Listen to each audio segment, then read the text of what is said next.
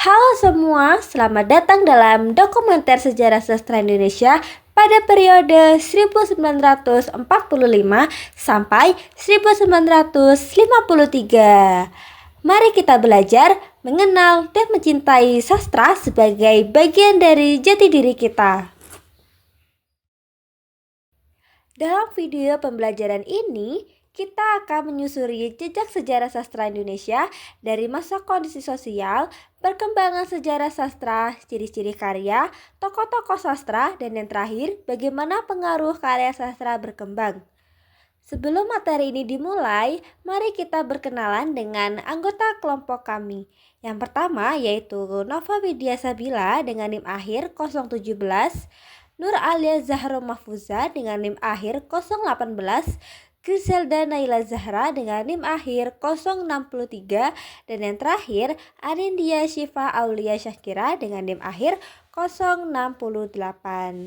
Yuk kita lihat bagaimana sih materi kita? Tahun 1945, Indonesia memproklamasikan kemerdekaan setelah dijajah ratusan tahun. Namun, perjuangan belum selesai. Bangsa masih menghadapi masa revolusi fisik, konflik bersenjata, dan ketegangan politik di dalam negeri. Di tengah konflik yang sedang dihadapi, lahirlah sastra yang penuh semangat perjuangan.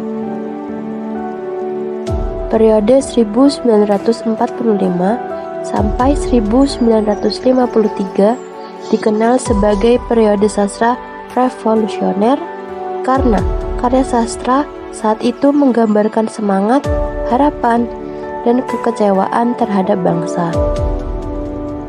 Untuk mengetahui lebih lanjut tentang karya sastra pada periode 1945 sampai 1953, mari kita simak materi berikut. Selamat menonton.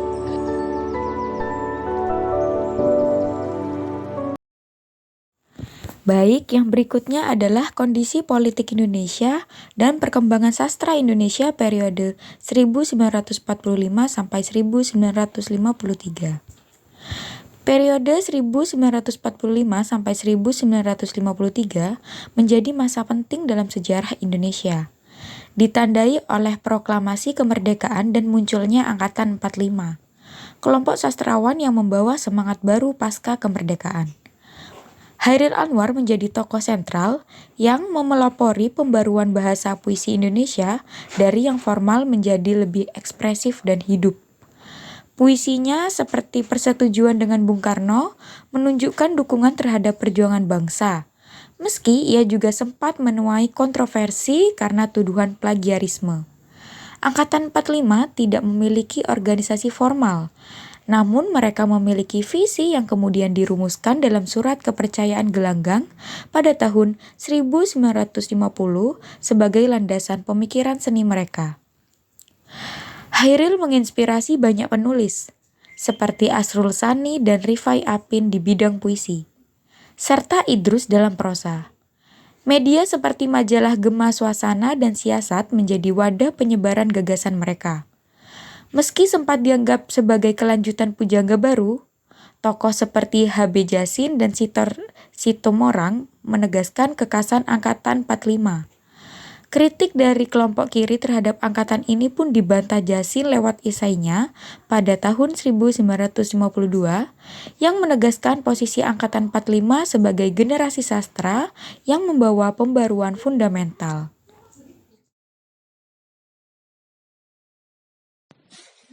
Ciri-ciri karya sastra Angkatan 45.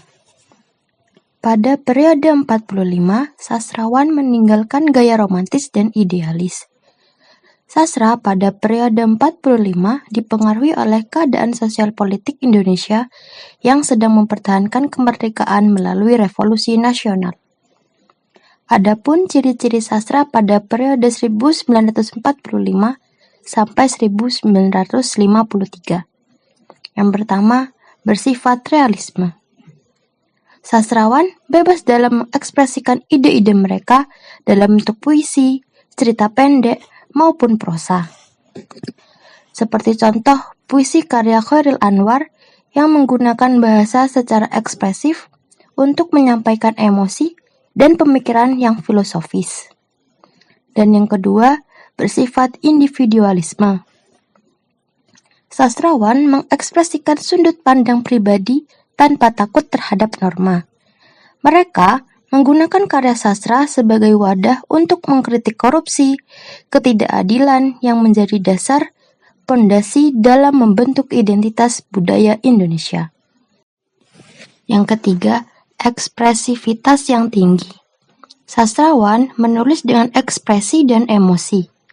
Karya mereka bukan hanya sebagai media dokumentasi, tetapi juga sebagai media mengungkapkan perasaan dan kondisi yang sedang terjadi pada saat itu. Dan yang terakhir, mengandung sinisme dan sarkasme. Kritik sosial juga merupakan bagian dari sastra angkatan 45 yang mengandung unsur sinisme dan sarkasme yang tertuju pada penjajah Jepang dan Belanda, serta pemerintah yang tidak berpihak kepada rakyat. Selanjutnya, kita akan membahas tokoh-tokoh penting yang berperan dalam periode 1945 sampai 1953. Yang pertama adalah Chairil Anwar, pelopor sastra modern Indonesia dan ikon angkatan 45. Chairil Anwar dikenal sebagai sastrawan paling berpengaruh dalam angkatan 45 dan dianggap sebagai pelopor sastra modern Indonesia melalui karya-karyanya yang terkenal seperti Aku 1943, Deru Campur Debu 1949, serta Kerikil Tajam dan Yang Terampas dan Yang Putus pada tahun 1949. Ia menyuarakan semangat perjuangan, kebebasan, dan nasionalisme. Chairil Anwar mengubah wajah puisi Indonesia dengan gaya penulisan yang singkat, padat, dan lugas. Puisinya sering mengangkat tema pemberontakan terhadap konveksi eksistensialisme serta individualisme. Karya-karyanya banyak dipengaruhi oleh penyair asing seperti Rainer Maria Rilke dan W.H. Auden, menjadikan figur sentral dalam pembaruan sastra Indonesia. Yang kedua yaitu Idrus 1921 sampai 1979. Idrus adalah pengarang yang dikenal dengan realisme kritis dan satir sosial. Karya-karyanya yang terkenal seperti Surabaya 1946 menggambarkan kekacauan di kota Surabaya pasca perang dari Ave Maria ke Jalan Raya ke Roma 1948. Kumpulan cerita-cerita pendek dengan tema realisme sosial, menulis novel dari Ave Maria ke Jalan Lain ke Roma. Idrus dikenal sebagai pelopor dalam prosa angkatan 45, meskipun ia menolak label tersebut. Ciri khas narasi objektif menggambarkan realitas sosial secara apa adanya, dikritik terhadap ketidakadilan dan korupsi dalam masyarakat. Yang ketiga adalah Pramudia Ananta, sastrawan besar yang banyak menulis tentang perjuangan rakyat kecil dan sejarah sastra.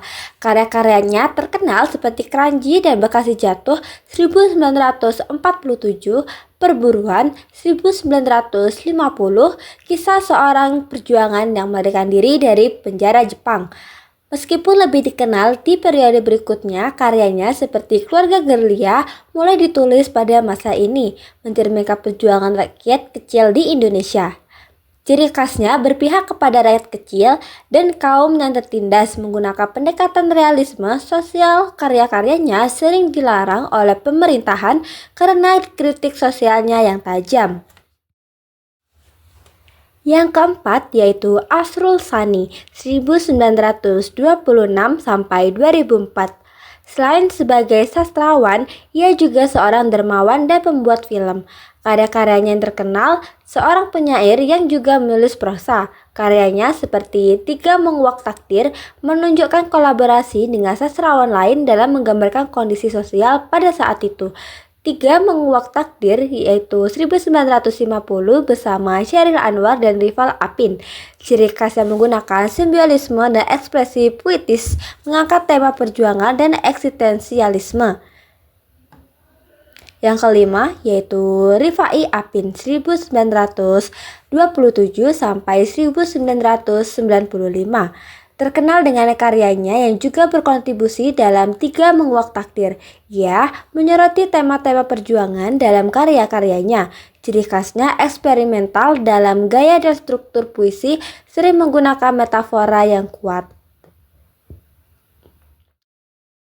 Dan yang terakhir yaitu Mokhtar Lubis 1922 sampai 2004. Sastrawan dan jurnalis yang dikenal kritis terhadap pemerintahan. Karya-karya yang terkenal seperti Tak Ada Esok 1950, Jalan Tak Ada Ujung 1952, novel psikologis tentang ketakutan dalam revolusi dan ketidakpastian. Karya-karyanya seperti Jalan Tak Ada Ujung menggambarkan realita pahit kehidupan masyarakat setelah perang. Ciri khasnya menggunakan pendekatan realisme psikologis, kritik sosial, dan politik yang tajam. Lalu, bagaimana pengaruhnya terhadap sastra Indonesia? Nah, pada masa ini, tema perjuangan dan semangat kemerdekaan menjadi hal yang paling banyak diangkat oleh para sastrawan. Karya-karya sastra mereka tidak hanya berisi keindahan bahasa, tetapi juga menjadi bentuk perlawanan terhadap penjajahan.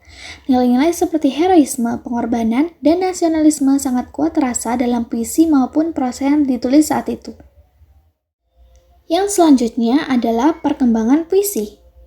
Jika Pujangga Baru dikenal dengan puisi-puisi mereka yang romantik dan idealis, maka Angkatan 45 hadir dengan gaya realisme. Mereka menulis tentang kehidupan nyata, tentang perasaan dan peristiwa yang benar-benar mereka alami.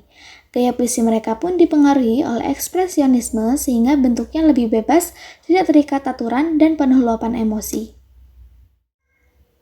Namun, setelah wafatnya Syahril Anwar, tokoh sentral Angkatan 45, dunia sastra Indonesia mengalami krisis. Masa ini dikenal sebagai krisis sastra. Tetapi dari krisis tersebut lahirnya sebuah era baru yaitu zaman sastra majalah. Salah satu media yang sangat berpengaruh pada masa itu adalah majalah Kompas yang menjadi ruang bagi para penulis muda menampilkan karya mereka.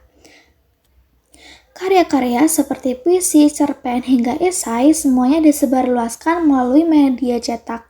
Dari sinilah karya sastra menjadi lebih dekat dengan masyarakat luas. Selesai sudah materi tentang sastra periode 1945 sampai 1953. Semoga penjelasan dari kami menambah wawasan dan semakin menginspirasi kalian untuk mengenal lebih dalam perjalanan sastra Indonesia. Sampai jumpa di pembahasan selanjutnya. Bye!